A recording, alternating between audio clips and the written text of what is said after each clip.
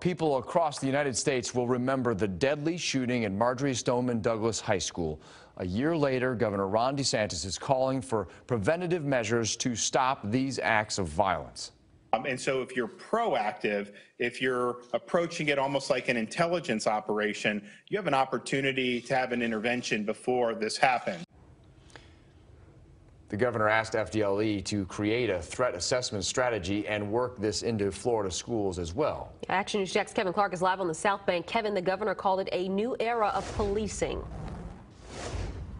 And it's all outlined in this letter sent to FDLE from DeSantis today, where he suggested that the federal government could step in and help get more resources for local law enforcement.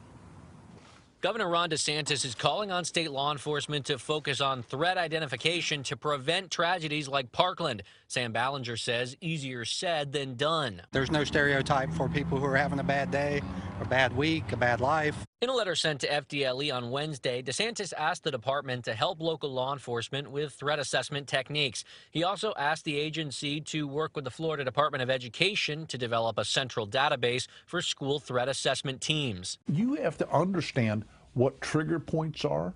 You're going to have to be plugged into the community, as any good sheriff's office is, or any law enforcement agency is. Action News Jack's law and safety expert Dale Carson is also a former FBI agent. He says a likely scenario would be if law enforcement learned of someone showing concerning behavior, they may seek that person out for questioning to learn how much of a threat they really are. After you identify who those people are, you either put them under surveillance or you go talk to them, or both. And that's a massive undertaking. But some question whether police will be able to accurately predict human behavior. Friends say he's been acting weird, but if you go after every person that's acting weird, we don't have enough law enforcement now. How are you going to go after all of them?